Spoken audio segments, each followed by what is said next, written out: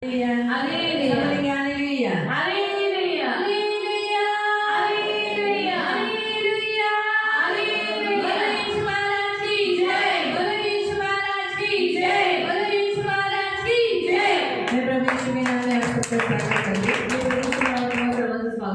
को धन्यवाद देते प्रभु आज हमें 25वें दिन में लेकर आया। केवल धन्यवाद देते देव 25व्या दिवशी आपल्याला घेऊन आला। प्रभु की स्तुति हो। हम आज का वचन जाएंगे की आपण आजचं वचन पाहूया। आज हम विधुर के बारे में देखेंगे आणि आज आपण विधुर लोकांबद्दल बघणार आहोत। विधवा को यानी जिनके पति मर जाते उन्हें विधवा कहा जाता है आणि ज्यांचे नवरी मरतात त्यांना विधवा म्हणतात और जिनकी पत्नी मर जाती है उन्हें विधुर कहा जाता है आणि ज्यांची बायको मरते त्यांना विधुर म्हटलं जातं। तो विधुर यानी जैसे विधवा वैसे विधुर आणि जसं विधवा तसं विधुर। तो बाइबल के अनुसार हम देखते हैं कि जब तक लाइफ पार्टनर जिंदा है आणि बायबलनुसार आपण पाहतो की जोपर्यंत तुमचा जीवनसाथी जिवंत आहे तब तक आप उस बंधनों में बंधे हुए तोपर्यंत तुम्ही त्या बंधनांमध्ये जगलेले आहे। बंधन है आणि विवाह हे एक बंधन आहे और उस बंधन में जब तक आपका लाइफ पार्टनर जिंदा है तब तक आप उस बंधनों में बंधे रहते हो आणि जोपर्यंत तुमचा जीवनसाथी जिवंत आहे तोपर्यंत तुम्ही त्या बंधनांमध्ये जकड़लेले असता। आप बाइबल में जान सकते हो, मैं पूछ सकती हूँ सवाल, ऐसे कौन कौन है जिनकी पत्नी मर गए, ऐसे कौन कौन है जिनकी पत्नी वो विधुर जीवन जिए।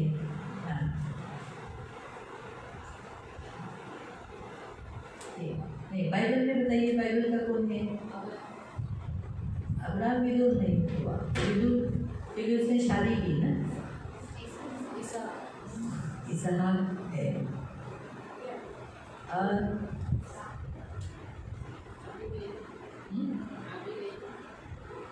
विधवा हुई ना तो उससे विचारते हैं पुरुष का पूछ रहे ना।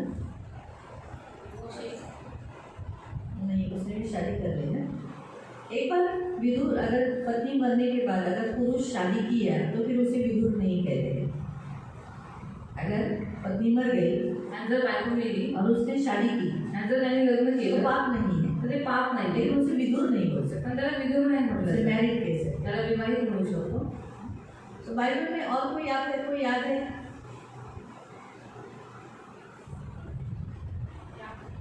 नहीं उसकी पत्नी जिंदा है।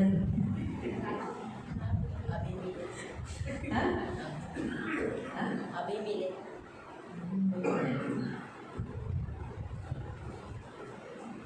लोट याद है? लोट नहीं और सबसे मेन एजेकिएल।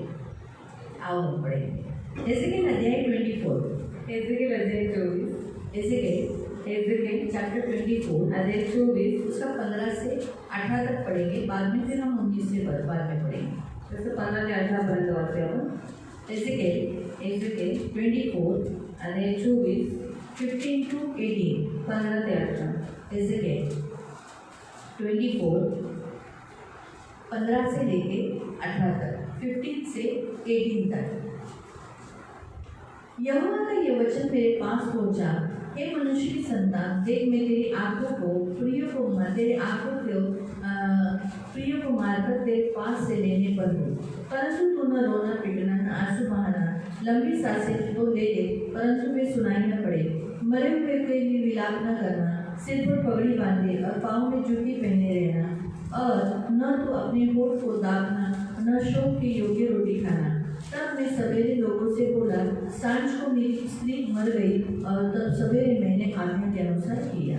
पुन्हा परमेश्वराचे वचन मला प्राप्त झाले, मानव पुत्रा, पहा मी तुझ्या नेत्रांना जे प्रिय ते सपाट्या सरशी तुझ्यापासून काढून घेतो, तरी तू शोक करणार नाहीस, रडणार नाहीस, अश्रू वाढणार नाहीस। उसाचा मुकाटाने टाक, मृतांसाठी शोक करू नकोस, डोक्याला शिरोभूषण घाल, पायात जोडा घाल, आपले होठ झाकू नकोस, सुटकात लोक अन्न पाठवतात ते खाऊ नकोस। सकाळी मी लोकांनी म्हणालो आणि संध्याकाळी माझी बायको गेली, तेव्हा मला आज्ञा झाली होती तसे मी दुसऱ्या दिवशी सकाळी केली। पवित्र पिता, हम आपको धन्यवाद देते, वचन की सेवा को आपके हाथों में देते। आपका वचन क्या ही सुंदर, क्या ही पवित्र, क्या ही शुद्ध है, इसलिए वचन हम ध्यान से सुनने के लिए और जो हम सुनते वही पालन करने के लिए सहायता करना, करुणा दया रखना। वचन किताब आपके हाथों में दिए, वचन हम ध्यान से सुनने के लिए तो मदद करना, यीशु के नाम से आमीन। Praise the Lord, praise the Lord, hallelujah, hallelujah. यहाँ देखिए एजेकिएल के विषय पर, आणि ते आपण एजेकिएल बद्दल पाहतो। एजेकिएल अपनी पत्नी को बहुत प्यार करता था आणि एजेकिएल आपल्या पत्नीला खूप प्रेम करायचा। और परमेश्वर ने उससे कहा कि मैं तेरी पत्नी को लेने वाला हूँ, आणि देव त्याला म्हणाला की तुझी बायको आता घेणार आहे। अगर इस संसार में ज्यादातर पे देखेंगे तो पहले पुरुष जाते हैं, बाद में स्त्रियां जाती हैं। आणि या जगामध्ये जर जास्त करून पाहिलं तर पहिले पुरुष जातात नंतर स्त्रिया जातात. बहुत रेयर लोगों के लाइफ में पत्नी पहली जाती है, बाद में हो जाते हैं। आणि खूप कमी लोक असतात ज्यांच्या जीवनामध्ये पहिली पत्नी जाते आणि नंतर ते स्वतः उसके जातात. कुछ कारण है, आणि त्याची काही कारणं आहेत. क्योंकि पुरुष बहुत टेंशन, ज़्यादा चिंता, ज़्यादा विचार करने के कारण उनका लाइफ ज़्यादा मतलब टेंशन के कारण उनका हार्ट ब्लॉकेजेस या बीपी ऐसे नाना प्रकार के कारण उनका मृत्यू पहले हो जाता है। आणि पुरुष लोक जास्त चिंता केल्यामुळे त्यांचा हार्ट ब्लॉकेज होतं किंवा खूप साऱ्या विपत्त्या, खूप साऱ्या आजारपणातून मग त्यांचं मरण होतं. उसके बाद दूसरा, उनकी स्त्री उनसे कम उम्र की होने के कारण पहले पुरुष जाते हैं, बाद में स्त्रियां जाती हैं। आणि दुसरं त्यांच्या ज्या बायका आहेत त्यांच्यापेक्षा कमी वयाच्या असल्यामुळे पहिले पुरुष जातात नंतर स्त्रिया. लेकिन हर एक के ऐसे नहीं होता, कभी कभी होता है स्त्रियां चली जाती है, लेकिन पुरुष स्त्री के बिना रह नहीं सकता। जैसे बाइबल में लिखा है कि अकेले रहना नहीं, इसीलिए पुरुष क्या कर लेते, पत्नी मरने के बाद विवाह कर लेते। आणि काही केसमध्ये पहिले स्त्रिया मरतात, त्यांच्या बायका मरतात आणि त्याच्यानंतर पुरुष एकटा राहणे बायकोचा शोभा देत नाही म्हणून काही पुरुष विवाह करून घेतात. यहाँ तक कि याजकों को भी ऐसी आज्ञा दी गई थी कि अगर याजक की पत्नी मर गई तो उन्होंने भी क्या करना है, उन्होंने भी विवाह कर लेना है। आणि इकडे याजकांना पण अशी आज्ञा दिलेली की जर त्यांची पत्नी वेगळी असेल तर त्यांनी विवाह करायचा आहे. लेकिन वो विधवा से विवाह नहीं कर सकते। पण ते लोक विधवांशी विवाह नाही करू शकत. उनके लिए लेवियों को, जो याजकों थे, उन्हें कुछ खास स्पेसिफिक आज्ञा दी गई। आणि जे लेवी होते याजक होते त्यांना काही खास आज्ञा तो दिली इसलिए गेली. अगर होता है पुरुषों की जब पत्नी मर जाती है तो वो क्या करते हैं, शादी कर लेते हैं। आणि खूप साऱ्या पुरुषांची ज्यावेळेस बायको मरते त्यावेळेस ते लोक विवाह जैसे करतात. अब्राहम, जसं अब्राहम बहुत बूढ़ा हो चुका था, आणि अब्राहम खूप वयस्कर झाला लेकिन होता. हम देखते हैं सारा से वो बहुत प्यार करता था। तो साराला खूप प्रेम करत होता. लेकिन फिर भी सारा मरने के बाद उसने क्या किया, अब इसहाक की शादी लगाने के बाद उसने उसके जीवन में कतूरा से शादी की, पण सारा मेल्याच्या नंतर तो एकटा पडल्यामुळे त्याने कटुरीबरोबर लग्न और केलं कतूरा से उसे और भी बच्चे हुए। आणि कटुरीच्या घरी त्याला अजून मुलं झाले. इसीलिए हम बाइबल के अनुसार बहुत ऐसे पुरुषों को देखते हैं जिनकी पत्नी मर गई, लेकिन उनकी पत्नी के मरने के बाद उन्होंने विवाह किए। आणि बायबलमध्ये असे खूप सारे पुरुष आहेत की ज्यांची पत्नी मेलेली आहे पण त्यांनी त्यांच्यानंतर विवाह केलेला आहे. और जैसे हम देखते हैं मोसेस, जसं आपण पाहतो मोशेला. सिपोरा मरने के बाद उसने क्या किया, उसने एक खुशी से विवाह है, वो शब्द ही मिल रहा, उससे विवाह कर लिया। आणि मूसाने काय केलं, सिपोरा मेल्याच्या नंतर एका खुशी स्त्रीशी त्याने विवाह केला. तो बहुत बार हम ऐसा देखते हैं कि पुरुष की स्त्री मर जाती है, आणि खूप वेळेला आपण बघतो की पुरुषाची स्त्री मरून जाते. लेकिन बहुत बार हम ऐसा भी देखते हैं कि स्त्रियां मर जाती है और पुरुष विदुर होते हैं। आणि खूप वेळेला आपण असंही बघतो की स्त्रिया मरतात आणि पुरुष विधवा होऊन तो जातात. जैसे हम यहाँ देखते हैं एजेकिएल के विषय में, एजेकिएल को बताया गया था और एजेकिएल को बताया था तू जिससे प्यार करता है तेरी प्रिय पत्नी को मैं लेने पर हूँ। आणि एस्केलमध्ये आपण पाहतो की देव त्याला म्हणाला होता की तू जिला खूप प्रेम करतो, जिला प्रिय जातो, तिला मी तुझ्याजवळून आता घेणार आहे. तो वो विदुर हुआ था। आणि तो विधूर झाला होता. उसकी पत्नी का मरना और एजेकिएल एक इस्राएलियों के लिए चिन्ह था। आणि त्याच्या बायकोचं मरण आणि जे गेले ते इस्रायली लोकांसाठी एक चिन्ह वो होतं. चिन्ह क्या था, ते चिन्ह काय होतं, 19 वचन से पढ़ेंगे 19 वचनापासून आपण वाचतो कि उसका मरना की त्याचं मरण, तिचं मरण और एजेकिएल आणि एस्केल वो इस्राएलियों के लिए क्या चिन्ह है। आणि ते इस्रायली लोकांसाठी कसलं चिन्ह आहे. यावर लोक मला म्हणाले, तू हे करतोस त्याचा आमच्याशी काय संबंध आहे ते आम्हाला सांगशील काय. मी त्यांना म्हणालो, परमेश्वराचे वचन मला प्राप्त झाले आहे की इस्रायलाच्या घराण्यास असे सांग, प्रभू परमेश्वर म्हणतो, पहा तुमच्या बळाचा आधार, तुमच्या नेत्रांना प्रिय, तुमच्या जीवाचा जिव्हाळा असे जे माझे पवित्र स्थान ते मी भ्रष्ट करेन आणि तुम्ही मागे ठेवलेले तुमचे कन्यापुत्र तलवारीने पडतील. मग मी केले आहे तसे तुम्ही करा. तुम्ही ओठ झाकणार नाही व सुटकात लोक अन्न पाठवतात ते तुम्ही खाणार नाही. तुम्ही आपल्या डोक्यात शिरोभूषण घालाल, पायात जोडे घालाल. तुम्ही शोक करणार नाही, रडणार नाही, तर आपल्या अधर्माने झुलाल व एकमेकांना पाहून उसासे टाकाल. या प्रकारे एजेकिएल तुम्हाला चिन्हवत होईल आणि त्याने केले त्याप्रमाणे तुम्ही कराल. हे घडून येईल तेव्हा तुम्हाला समजेल की मी परमेश्वर आहे. परमेश्वर अपने आप को प्रकट करने के लिए कि परमेश्वर ही परमेश्वर है, यहोवा है, ये प्रकट करने के लिए एजेकिएल एक साइन रखा था उन लोगों के सामने। क्या साइन रखा था कि ऐसा काल आने वाला है तुम्हारे ऊपर क्योंकि तुमने मेरे पवित्र स्थान को भ्रष्ट किया, तुमने मेरे पवित्र स्थान को मान नहीं लिया, मेरी आज्ञाओं का पालन नहीं किया। तो जैसे एजेकिएल चप्पल पहने हुए, काठी लिए हुए और जैसे वो शोक नहीं कर रहा है, वैसे ही तुम्हारे आने वाले दिनों में भी तुम्हारे प्रियजन तुम्हारे आंखों के सामने मारे जाएंगे, लेकिन तुम रो नहीं सकोगे, ऐसे करके ये तुम जाओगे, ये तुम्हारे आंखों के सामने होगा। आणि आपण पाहतो की यहोवा हाच देव आहे, त्याच्याशिवाय दुसरा कोणीही देव नाही हे सांगण्यासाठी देवाने एजेकियेला निवडलं होतं. आणि आपण पाहतो जसं देव त्यांना म्हणाला की तुम्ही माझ्या पवित्र स्थानाला भ्रष्ट केलेला आहे, त्याला खराब करून टाकलेला आहे, पण ज्यावेळेस तुमची लोक मरतील त्यावेळेस तुम्ही रडणार नाही, तुम्ही शोक करणार नाही. जसं एजेकियेने चपले जे जोडे घातले होते, त्यांनी शिरोभूषण घातलं होतं, पण त्यांनी शोक नाही केला, मग तसंच तुम्ही सुद्धा रडणार नाही, शोक करणार. तो और आने वाले दिनों में बेबीलोन के काल में वैसे हुआ। आणि येणाऱ्या काळामध्ये बेबीलोनच्या द्वारे हे असं सगळं बेबीलोन झालं. ने बहुत लोगों को मारा, बेबीलोनी लोकांनी खूप लोकांना बहुत मारलं, लोगों को बंदी बनाया। खूप लोकांना बंदी म्हणून घेऊन बंदी गेले. बनाए हुए लोगों को ऐसे ही चप्पल कपड़ा पहनकर ऐसे ही अपने बच्चों को मरते हुए देखा, लेकिन शोक करने के लिए, उनके बदन पर गिरने के लिए, उन्हें रोने के लिए, उस सांसें लेने के लिए उन्हें दिया नहीं गया, उन्हें लेकर गए। आणि त्यांच्या समोर त्यांची माणसांना ते मारत होते, त्यांना मारून टाकत होते, पण तरी सुद्धा त्यांच्यासाठी रडण्यासाठी, शोक करण्यासाठी, त्यांच्यावरती उसासे टाकण्यासाठी त्यांना दिले नाही, ते लोक त्यांना बंदी म्हणून घेऊन गेले. तो इसका मतलब है हम देखते हैं कि बहुतायत लोगों को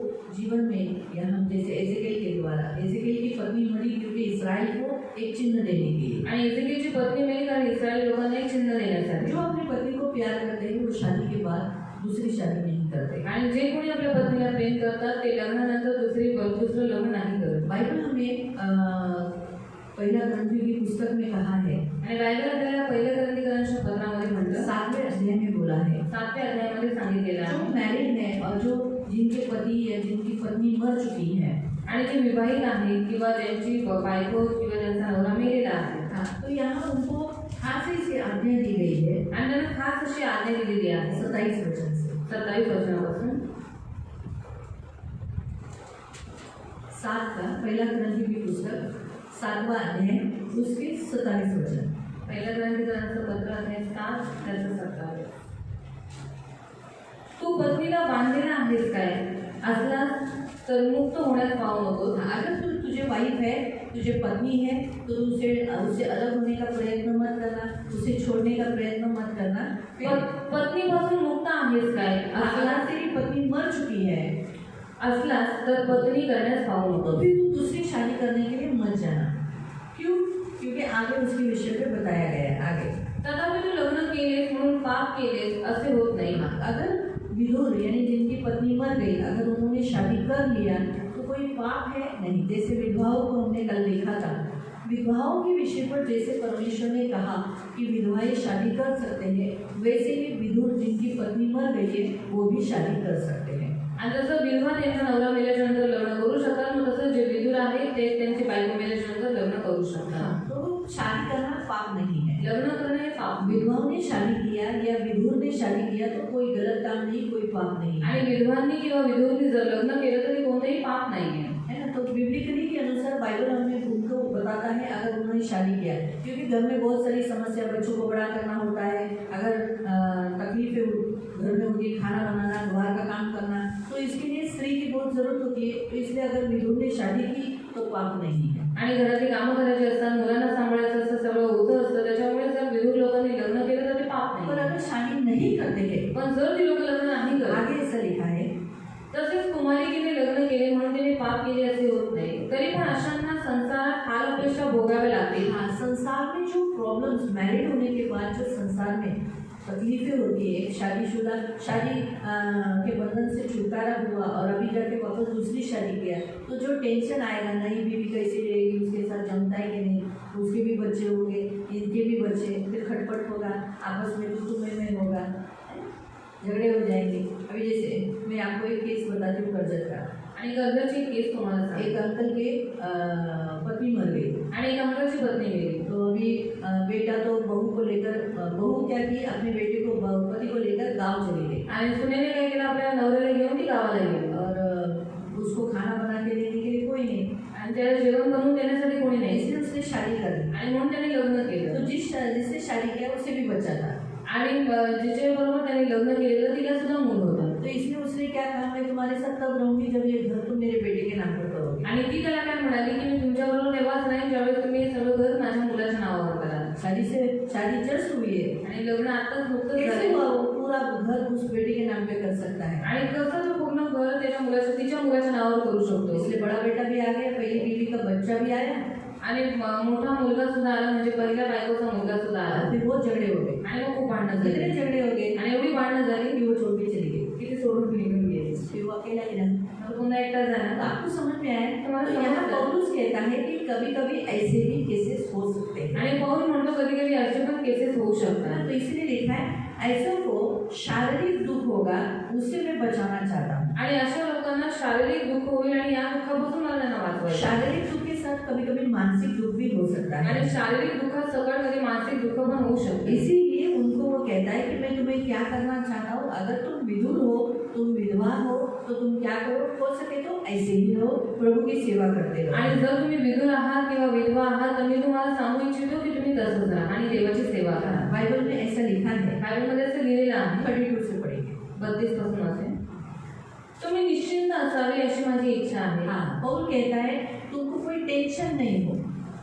टेंशन, वो टेंशन नहीं हो इसलिए मैं चाहता हूँ.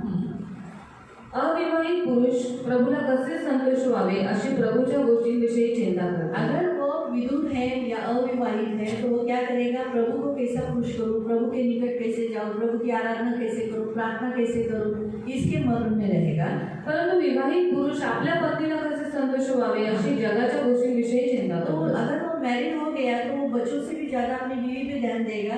बीवी को कैसे खुश करूँ, बीवी किस तरह से खुश रहेगी, बीवी को क्या रीति से प्रसन्न करूँ, इस सोच में वो रहेगा. जी अविवाहित किंवा कुमारी येणेकरून त्यांचे मन द्विधा झालेले असते. जी अविवाहित किंवा कुमारी आहे ती आपण शरीराने व आत्मेनेही पवित्र व्हावे अशी प्रभूच्या गोष्टींविषयीची चिंता करते. परंतु जी विवाहित आहे ती आपण आपल्या पतीला कसे संतोष व्हावे अशी जगाच्या गोष्टींविषयी चिंता करते. तो औरत के विषय पर भी यही कहा गया है. हे मी तुमच्या हितासाठी सांगतो. कभी नहीं.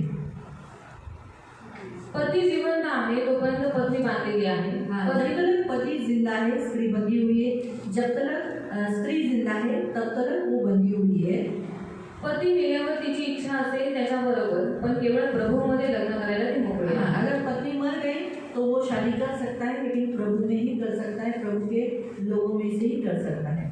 तो बाइबल के अनुसार विधुरों को भी ऐसे ही कहा गया है कि वो उन्हें छोड़ेगा नहीं. तो उनका जब लाइफ उनके जीवन से जब उनकी पत्नी चली जाती है तो क्या हो जाता है, हृदय टूट जाता है, अकेलापन का एहसास होने लगता है. इसलिए प्रभु उन्हें भी कहता है मैं जगत के अंत तक तुम्हारे साथ रहूँगा. आप पढ़ेंगे भजन संहिता 34:18. स्तोत्र संहिता 34 त्याचा साम 34 उसका 18. 34 त्याचा साम 34 उसका 18. स्तोत्र संहिता 34 त्याचा 18. परमेश्वर भग्न हृदयी लोकांच्या सानिध्य असतो. हाँ, टूटे हुए हृदय के वो क्या रहता है, करीब रहता है. उन्हें वो पीसता नहीं, उन्हें वो संभालता है, उन्हें वो ख्याल करता है. क्यों? क्योंकि उसके लाइफ का आधा भाग टूटने के कारण, वो दुखी निराश होने के कारण परमेश्वर उसे क्या करता है, संभालता है. तो जो शादी नहीं करता पत्नी मरने के बाद आणि जो कोणी लग्न नाही करत बायको मेल्याच्या नंतर वो उस परमेश्वर उसे संभालता है. आणि देव त्याचा सांभाळ करतो. उसके लिए सबसे बेस्ट उदाहरण है आइजैक. आणि त्याच्यासाठी उत्तम उदाहरण आहे आयझॅक. इसहाक एक सबसे बेस्ट उदाहरण है. आणि इसाक एक उत्तम चरित्र आहे. आप बाइबल में पढ़ेंगे इसहाक के विषय पर. इसाकाच्या गोष्टीला आपण वाचूया. हम निकालेंगे उत्पत्ति अध्याय. उत्पत्ती अध्याय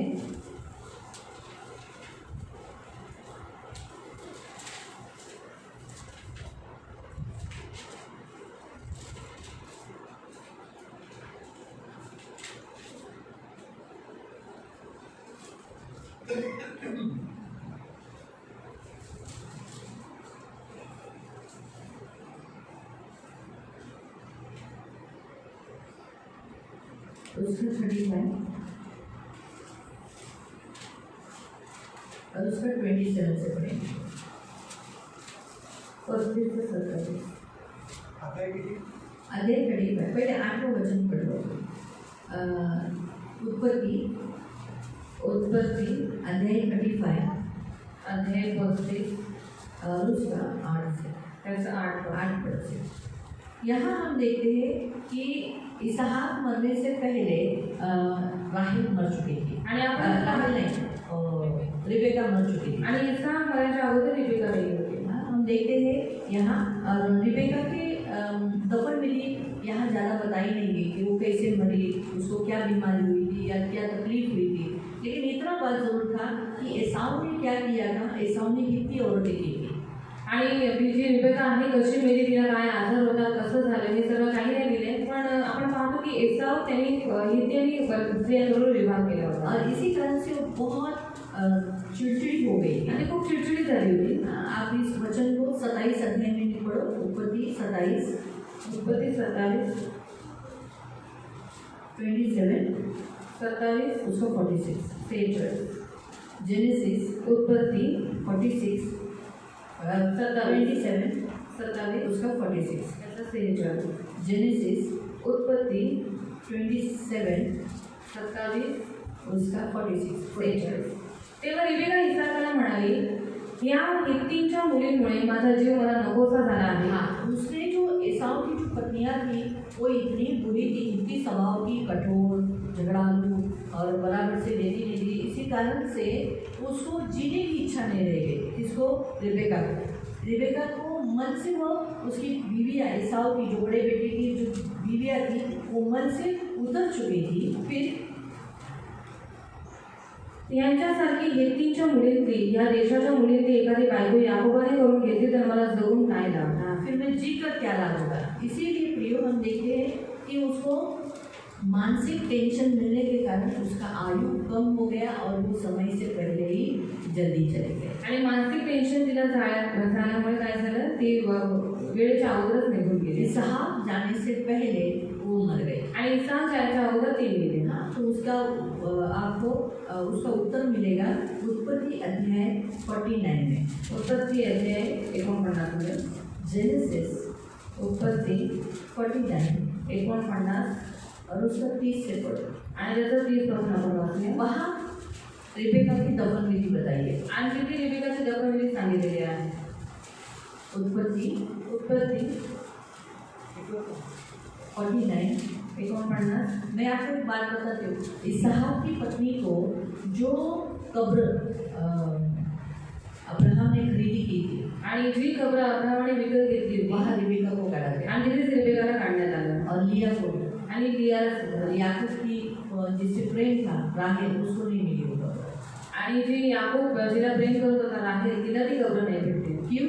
क्योंकि बिब्लिकली लिया ही याकूब की पहली पत्नी है। कारण बायबलनुसार लिया हीच याकूबची पहिली पत्नी आहे। इसलिए उसको जो परमेश्वर ने आदर और मान सम्मान दिया, इसीलिए उसे क्या किया, पूर्वजों की कब्र मिली। आणि त्यांनी देवाला आदर मान सम्मान दिला म्हणून पूर्वजांची कब्र तिला राहेल राहेल भी गाड़ी गई, राहेलला पण काढण्यात आलं, लेकिन उसे वो कब्र नहीं मिली जो उनके पुरखों की, उनके पूर्वजों से चलकर। आणि ती तिला कब्र नाही भेटली जी त्यांच्या पूर्वजांपासून चालत आलेली होती। 49 का जेनेसिस उत्पत्ति 9 30 से पढ़ो, 30 से वाचूया आपण।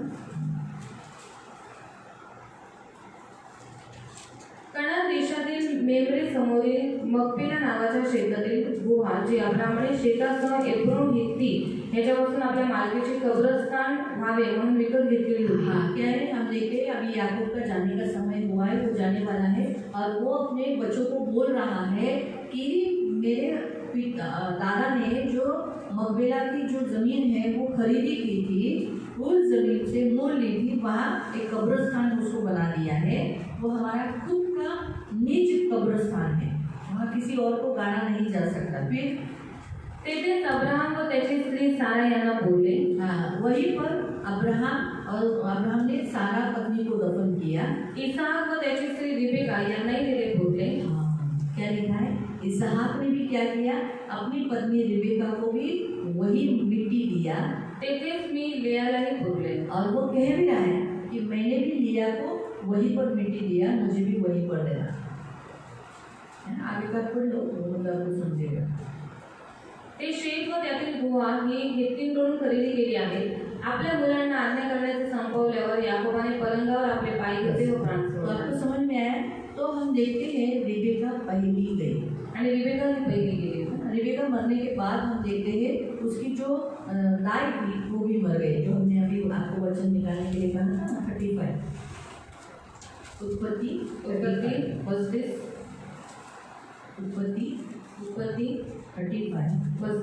उसका 8 वचन। रिबेकाची दाई दबोरा ही मरण पावली। हम देखते हैं उसकी दाई से भी पहले रिबेका ऑलरेडी मर चुकी थी और हम देखते हैं कि वो जो दबोरा थी वो मर गई व तिला बेथेलच्या खालच्या बाजूस अल्लोन वृक्षाखाली पुरले। या वृक्षाचे अल्लोन बापूत रुदन वृक्ष असे नाव ठेवले। और हम देखते हैं प्रियो कि इसहाक ने दूसरी शादी नहीं की आणि आपण पाहतो की इसाकने दुसरं लग्न नाही केलं, है ना। पढ़िए अभी 27। आपण 27 वाचले। मग किर्यात अर्बा म्हणजे हेब्रोन येथील मम्रेस याकोब आपला पिता इसाक याच्याकडे गेला। तेथे अब्राहम व इसाक हे पूर्वी वस्तीस होते। इसाकाचे वय 180 वर्षाचे झाले। इसहाक का आयु कितना हुआ? 180। मग त्याने प्राण सोडला। प्राण छूट गया। तो वृद्ध व पुऱ्या वयाचा होऊन मृत्यू पावला।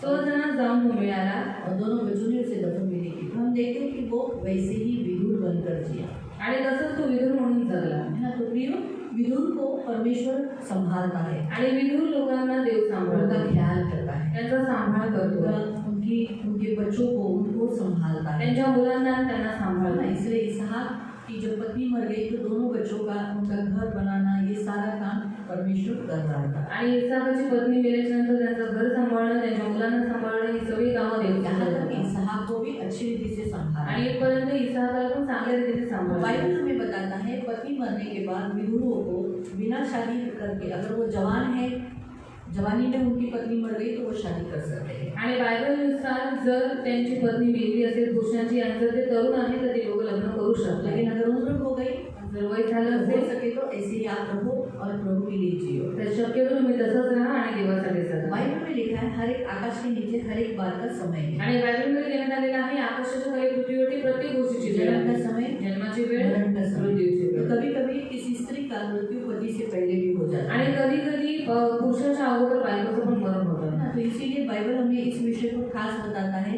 कि उस विषय पर जो मृत्यु जो परमेश्वर इंसान को देता है वो परमेश्वर उसके उस पुरुष को चाहता है कि वो प्रभु के लिए जिए। आणि देवाची इच्छा आहे की त्या पुरुषाने देवासाठी जगावं। जैसे विधवाएं पति मरने के बाद वो सारा अपना विधवापन परमेश्वर के लिए बिताती है, परमेश्वर में जीती है, वैसे ही विधुर भी अपने पति मरने के बाद वो क्या करे, अपना सारा विधुरपन परमेश्वर में बिताए। आणि जसं पुरुष मेल्याच्या नंतर प्रत्येक जी विधवा आहे ती देवासाठी जीवन जगते आणि देवाची सेवा करते, मग तसंच देवाची इच्छा आहे जे पुरुष आहे त्याची पत्नी मेल्याच्या नंतर देवासाठी त्यांनी जगावं आणि देवाची सेवा करत और राहावी। इसलिए तीतुस को खास आज्ञा दिया गया था। म्हणून तिला खास आज्ञा दिली होती ये उम्र वाले लोगों को, यानी जिन्होंने अपना जीवन पत्नी के बगैर जिया है, आणि ज्यांनी आपलं जीवन आपल्या बायकोशिवाय जगलेलं आहे उन्हें तू क्या कर, त्यांना तू काय कर, उन्हें आदर दे, त्यांना आदर दे, उन्हें मान दे, त्यांना मान उनका कर, सम्मान कर, त्यांचा सन्मान उन कर बूढ़ों को न डांटना। आणि त्या वृद्धांना तो ओरडू नको। यहाँ तक कि तिमोथीस को भी वैसी आज्ञा दी थी। आणि तिमोथेला पण तशीच आज्ञा दिली। क्या कहा था? काय सांगितलं किसी होतं? बूढ़े को न डांटना, कोणत्याही वयस्कर व्यक्तीला तो उसे ओरडू पिता नको। जानकर समझाना। त्याला पिता जाणून त्याला संबोधन क्योंकि कर। उसने क्या किया है, उसने अपनी पत्नी मरने के बाद वो पवित्र जिया है, अपने परमेश्वर में वो आयु उसने बिताया है, ये समझकर उस विधुर को यानी उस बूढ़े को क्या कर, पिता बोलकर आदर देना। आणि त्यांची बायको मेल्याच्या नंतर त्याने प्रत्येक आपलं आयुष्य देवासाठी जगलेलं आहे, त्याने देवाला आदर दिलेला आहे, म्हणून तो त्याला पिता म्हणून संबोधन ये केलं। तिमोथी के 5वें अध्याय में पढ़ सकते आणि तिमोथेचं पत्र 5 मध्ये तुम्ही वाचू शकता। हैं, एक वचन में। एक वचनामध्ये तो बाइबल हमें बताता है, जैसे हमने कल देखा, वो सचमुच जो विधवा है ज्या खरोखरीच्या विधवा आहेत उन्हें आदर दे। त्यांना आदर दे। वैसे ही जो सचमुच विधुर है आणि जे खरोखरचे विधुर आहेत उन्होंने अपने शरीर को पति मरने के बाद खराब न करते हुए परमेश्वर में और अपनी पति के इसमें प्यार में उसने वैसे ही जीवन व्यतीत किया है, उस उम्र वाले व्यक्ति को क्या करने को बोला है,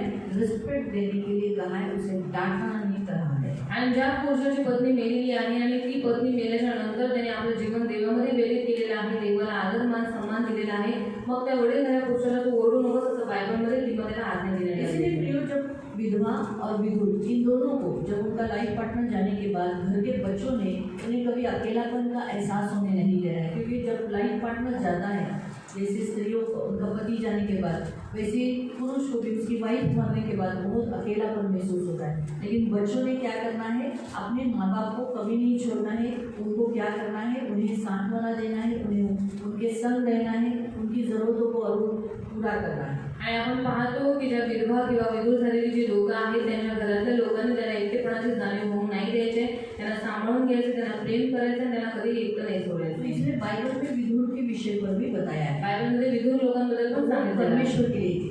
आणि त्यांनी देवासाठी उनकी जगायचं. पत्नी ने जो बच्चे उनको दिए उन बच्चों को संभाले, आणि त्यांना जी मुलं त्यांच्या पत्नीने दिलेली आहे त्या मुलांना त्यांनी सांभाळायचं. उनका भविष्य उज्जवल करें। त्यांचं भविष्य उज्ज्वल मैरिड करायचं. नहीं है तो उनकी शादी जर लगाए। विवाहित नसतील विवाह लावून द्यायचे. जैसे अब्राहम ने, जसं अब्राहम सारा मर गई सारा मेली तो तुरंत उसने शादी नहीं की। लगेच त्यांनी विवाह नाही केला. अक्सर बहुत है लोग क्या करते हैं, अक्सर खूप सारे लोक काय पत्नी करतात, मरते ही तुरंत शादी करते बायको हैं। मरतात लगेच लग्न करतात. नाही, तुरंत शादी कभी न करें। लगेच कधीही लग्न करू नका.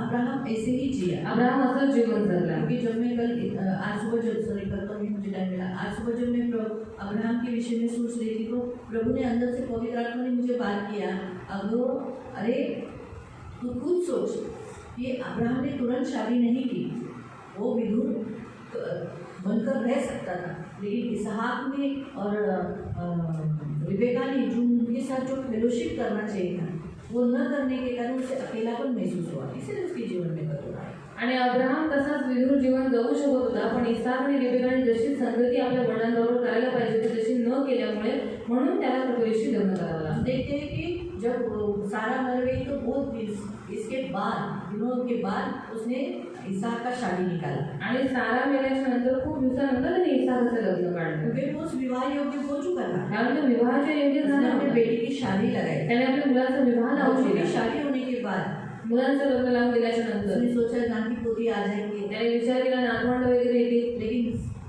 रिबेका तो मांझ रही, पण रिबेकाचं माणसं नाही, बच्चे हुए नहीं, मुलं तर तिला घर झाली में नाही. बच्चों का आवाज नहीं, घरामध्ये मुलांचा आवाज नाही. अकेलापन। क्योंकि जब उम्र वाले होने के बाद, जब शादी अपने बच्चों की करने के बाद फिर उनकी क्या हो गई, वो क्या बनना चाहते हैं,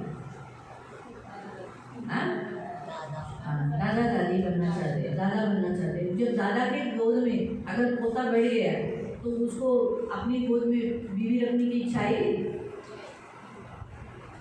नहीं आएगी, क्योंकि पोता जहाँ है वहाँ वो बीवी को गोद में नहीं बिठाएगा। आणि जिथे नातवंड आहे तिथे तो बायकोला खुशीमध्ये नाही बसवणार. तो समझ में आया मला समजलं. ये बात पवित्र आत्मा ने मुझे सुबह बताई। आणि ही गोष्ट पवित्र आत्म्याने मला सकाळी सांगितली. 20 साल शादी के बाद बच्चा हुआ, आणि 20 वर्षानंतर ते मूल झालं त्यांना. इसीलिए अब्राहम ने शादी कर ली। आणि म्हणून अब्राहमाने लग्न तो केलं. शादी पत्नी बनने के बाद आपकी जो ड्यूटी है, आप अपने बच्चों को संभालें, उनका भविष्य करें, उन्हें छोड़कर नहीं जाए, दूसरी पत्नी नहीं करे, क्योंकि जब दूसरी पत्नी तुरंत करते हैं तो वो सौतेली माँ सौतेली होती है, वो क्या करती है, हाँ? उसका वही काम है, वो सौतेली है, इसलिए वो सताएगी, टॉर्चर करेगी, बच्चों को मारेगी, तकलीफ देगी, वो हर्ट करेगी। आणि ती सावध राहील म्हणून मुलांना मारेल आणि त्यांना त्रास देईल, त्यांना सतवेल. ये वो सौतेली माँ का लक्षण है। आणि सावध राहायची लक्षणं आहेत. तो वो ऐसे ही करेगी। आणि ती तसंच करेल. विधवा को अपने विधवाओं को शादी करने के लिए क्यों मना किया गया, अगर उनकी गोद में लड़कियां हैं तो? आणि विधवांना लग्न करायला का मना केलेला आहे, जर त्यांच्या पदरामध्ये मुली असतील तर? क्योंकि वो आदमी जिसे वो विवाह करते आगे जाके उसी वो क्या सोचेगा, ये थोड़ी मेरी लड़कियां है, तो आगे जाके वो उन्हें खराब कर सकता है। आणि ज्यांच्या ज्या पुरुषाबरोबर ते लोक विवाह करतील तर ते पुढे जाऊन विचार करतील की ह्या थोडीच माझ्या मुली आहेत, म्हणून त्यांच्याबरोबर पण तो संभोग करू शकतो.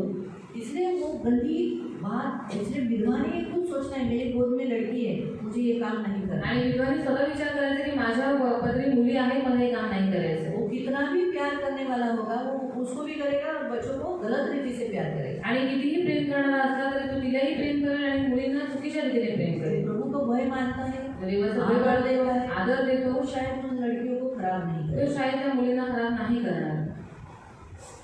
मालूम हुआ, ये हमें और संसार में आज यही देखा जाता है। आणि जगामध्ये आज हेच बघितलं जातं. विधवाएं शादी कर लेती है, विधवा लग्न करतात, उनके बच्चे होते हैं, त्यांची मुलं होतात और क्या करते हैं, वो पति फिर जब बच्ची बड़ी होती है तो उन्हीं को वो खराब कर देते हैं। आणि मुली मोठे होतात मग त्यांनाच ते खराब करतात. इसलिए बिब्लिकली अगर हम देखेंगे तो वो बच्चे, हमारे गोद में बच्चे हैं, इन बच्चों का भविष्य उज्जवल करना, ये ख्याल कर अगर विधवाएं और विधुर जिएंगे तो उन्हें शादी की अभिलाषाएं नहीं आएगी। आणि आपल्या पदरामध्ये मुलं आहेत हा विचार करून जर प्रत्येक विधवा आणि प्रत्येक विधूर जर जीवन जगले तर त्यांना लग्न करायची इच्छा होणार नाही. हालेलुया। आले बाइबल हमें इस विषय पर सिखाता है कि जो पुरुष जिनकी पत्नी मरने के बाद अगर वो जिंदा है तो मतलब पुरुष जिंदा है तो उन्होंने अपने बच्चों का देखभाल करे, उनका घर बसाए, उनके नाती पोतों को अपने गोद में खिलाए और अपना सारा उम्र प्रभु में बिताए।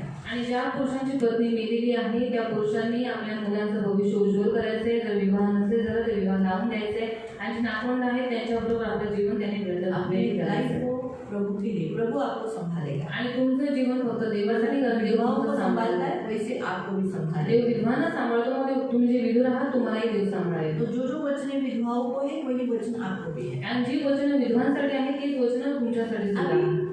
आज के वचन से प्रभु हमें क्या सिखाता है? आणि आजच्या वचनाने देव आपल्याला काय शिकवतो? पहला पॉइंट, पहिला जो मुद्दा, सचमुच विधवा है, आणि ते खरोखर विधवा जो आहे, सचमुच विधुर है, जे खरोखर विधुर आहे, हमें उन्हें डांटना नहीं, आणि आपण त्यांना ओरडायचं नाही, हमें उन्हें अपमान नहीं करना, त्यांचा अपमान आपण उन्हें नाही करायचा, रिस्पेक्ट देना। त्यांना आदर द्यायचा। मालूम है जो सचमुच, जैसे कल हमने देखा, सचमुच विधवा कौन है? खरोखरीच्या विधवा कोण आहेत? जो एक ही पति की पत्नी रही हो, बच्चों का अच्छा ख्याल किया हो, अतिथि सत्कार किया हो, पवित्र जनों के पैर धोए हो, है ना? ये हुआ अच्छे काम के लिए उसका नाम अच्छा है, फेमस है।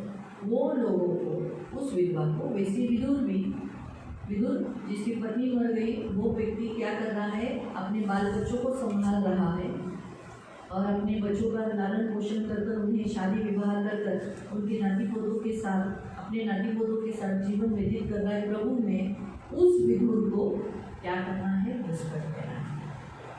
आणि ज्यांची पत्नी मेलेली आहे आणि जे आपलं जीवन देवासाठी व्यतीत करत आहे आणि आपल्या नातवंडांचा सांभाळ करत आहे, त्या विधुरांना देव म्हणत आहे की आपण त्यांचा अपमान नाही करायचा, उन्हें न डांटे, आपण त्यांना ओरडू नये, अपने आदर दे। त्यांना आदर द्यायचा क्या आहे। हमने हमारे जीवन में, आणि आपण आपल्या जीवनामध्ये क्या किसी विधवा को, जो सचमुच विधवा है, उसे डांटा है, उसके साथ बुरा व्यवहार किया है, या विधुर को जिसका हमने अपमान किया है, बायको नाही रे, अनंतर खायला येतो, असं येतो, ऐसा करके कभी कभी अक्सर है ना, याला घेऊ नका, याची बायको घर में, इसकी बीवी मर गई, इसको घर में मत लो। क्योंकि जब पत्नी लेती है तो पुरुष को कैसे घर में लेते हैं, लेकिन पति मरने के बाद उस पुरुष को फिर घर में लेने के लिए क्या करते लोग?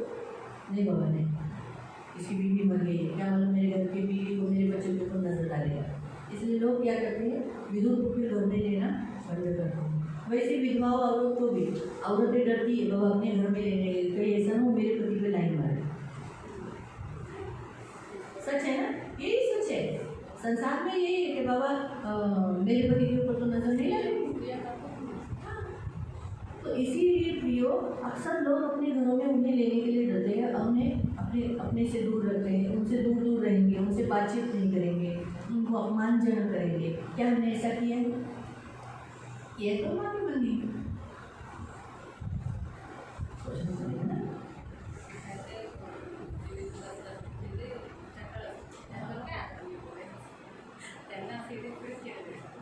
हाँ, ये बात तो है, उनके लिए ठीक है, उनके लिए तो जो चाटा है गंदी नज़र से देखते, क्योंकि क्या होता है पत्नी मरने के बाद सचमुच, जैसे इसने बोला कि कुछ पत्नी मरने के बाद कुछ पुरुष लोग बहुत गंदी नज़र से देखते हैं, ऐसा करके हाथ गलत घुमाएंगे, काय बड़ा काय की कॉल में सुन रही है वैसे करके, और पूरा चांस मार लेते हैं और बुरी नज़र से देखेंगे, ऐसा दांत खाएंगे, मुँह मिचलाएंगे। उनको ठीक है, उनको आप रिस्पेक्ट मत दो, क्योंकि नेचुरली वो आपको गंदी नज़र से देख रहे हैं। लेकिन जो ओरिजिनली है, जो सचमुच आपको बेटी बोलकर मान सम्मान देकर ना उनको डांटा होगा या उनके साथ बुरा व्यवहार किया होगा तो माफी। जो सचमुच नहीं है, मतलब वैसे नहीं है विदुर, गंदे जैसे इसने बताया, ऐसे भी होते हैं बाबा, होते हैं ऐसा, उनका स्टोरी उनके कंट्रोल में नहीं रहने के कारण वो लोग ऐसे करते हैं, गंदी गंदी नज़र डालते हैं, कमेंट पास करते हैं, कुछ भी बोलते हैं, ऐसे उनको आपको तो दो रिस्पेक्ट, लेकिन जो सचमुच है उनको आपको रिस्पेक्ट मालूम है। ये बाइबल में बताया। और किसी को कुछ पूछना है विधुर के बारे में?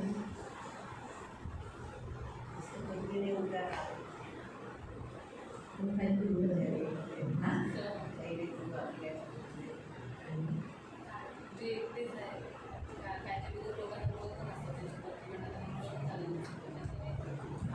जो सेवा करने सेवा करने हाँ तो आप सेवा करो। सेवा ही करो। हाँ, जिनको बच्चा नहीं है और जिनकी बीवी भी मर गई है, हाँ मैं तो यही बोलूँगी अपनी ज़िंदगी देखो वापस पत्नी के झंझट में जाओ, फिर वापस वो पौलुस एकदम बराबर बताता है कि उस झंझटों में मत फंसो। सिर्फ भाई का घर से इधर आ गया। हाँ अपने आप को, और फिर अगर अपनी फैमिली में है ना, भाई लोगों की भी फैमिली, भाई लोगों के भी बच्चे, उनमें प्यार करो, उन्हीं से रहो, प्रभु में ज़्यादा जुड़ो। क्या बोले सर? बोलिए ना, आपको बोलिए क्या बोल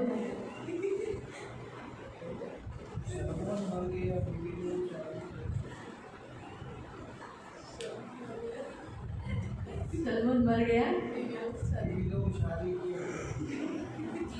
हाँ किया किया।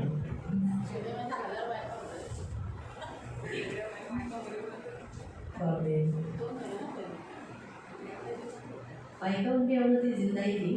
सोलोमन मरने के बाद जो उसकी जो बुढ़ी जो पहली बीवी थी ना, हाँ वो शायद पहले गई होगी, लेकिन सोलोमन को बहुत बीवियाँ थी और उसकी जितनी बीवियाँ थी वो सारी जवान थी, इसलिए सुलेमान मरने के बाद शायद उसने बाहर उन लोगों ने किया होगा शायद।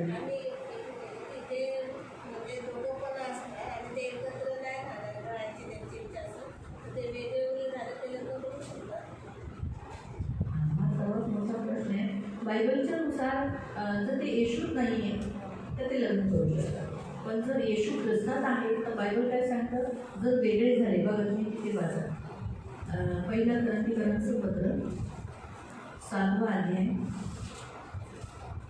पहिलं क्रांतिकारांचं पत्र, पहिला क्रांतीची पत्रे 7वा अध्याय, म्हणजे 7:12 12 इतरांना प्रभू नव्हे तर मी म्हणतो। हाँ इतरांना म्हणजे नहीं, दूसरे संसार में उनको नहीं, लेकिन जो मसीह है उनको वो कह रहा है।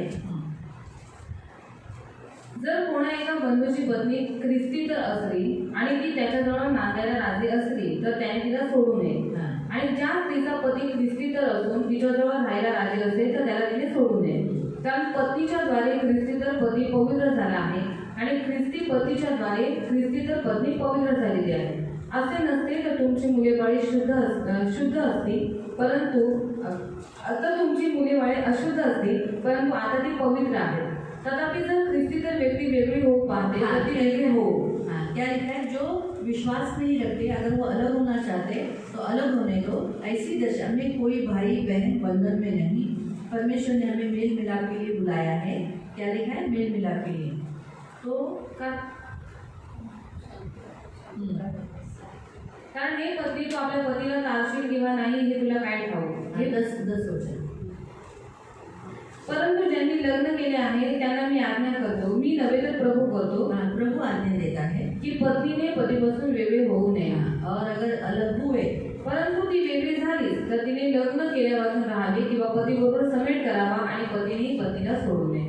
मतलब अगर कभी कभी ऐसा होता है कि विवाह होने के बाद धोखा मिल जाता है, बहुत सताव हो जाता है, कभी कभी पति मारने वाला कुछ गलत ऐसा, तो अगर अलग होना चाहता है अलग रहो, लेकिन ऐसे ही रहेगा, शादी नहीं कर सकते। तो यहाँ बाइबल के अनुसार ये बात कौन बताता है, 10वां वचन, मी नव्हे तर प्रभू करतो, ये आज्ञा कौन दिया है, प्रभु। तो अविश्वासियों को प्रभु की आज्ञा मालूम नहीं, इसलिए अलग होते हैं, शादी कर सकते हैं, आणि अविश्वासी लोकांना देवाची आज्ञा माहीत नाही, वेगळे झाले लग्न करू शकतात, लेकिन हम मसीह को ये आज्ञा मालूम आणि है। आपल्या ख्रिस्ती लोकांना ही आज्ञा माहिती इसलिए आहे। हो सके तो मिलजुल कर जितना साथ में रह सकते रहो, नहीं उस व्यक्ती के साथ रहने को होता है तो अलग रहो, लेकिन शादी नहीं करनी। आणि शक्य तितकं तुम्ही त्याच्यापासून वेगळं होण्याचा प्रयत्न करू नका, समेट करून त्याच्याबरोबर राहा जा, पण जर नाहीच जमलं तर मग तसेच राहा, लग्न करू नका। पर शादी नहीं करने को मिलता है बोलकर कामातून रहकर व्यभिचार बाहर नहीं कर, आणि लग्न करायला भेटत नाही म्हणून कामातून होऊन तुम्ही व्यभिचार करायच्या मागे जाऊ नका, ये यहाँ रेस्ट्रिक्शंस है। आणि हे इथे पापाची इसलिए लावणी यहाँ आहे। लिखा है, क्या लिखा है कि हो सके तो फिर तू मेल मिलाप कर रहे, आणि होत असेल तर तू याच्याशी मेल मिलाप कर। आणि त्यांना सपोर्ट पण नाही करायचं, आपण नाही पडलेलं बरं, कारण आपण ख्रिस्ती आहोत ना, आपण त्याच्यात पडू नाही शकत, तू कर असं नको कर, या मुली शोधून दे, हे करणं हे चुकवून ते जातं। ऐकत पण नाही ना, आपल्याला माहिती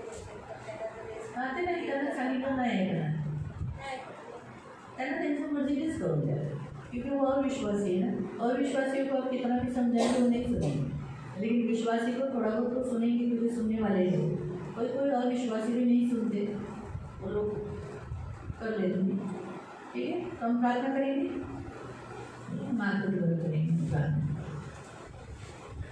पवित्र पवित्र करुणा में प्रेमी पिता प्रभु यीशु के नाम से प्रभु हम आपके सामने आते हैं प्रभु।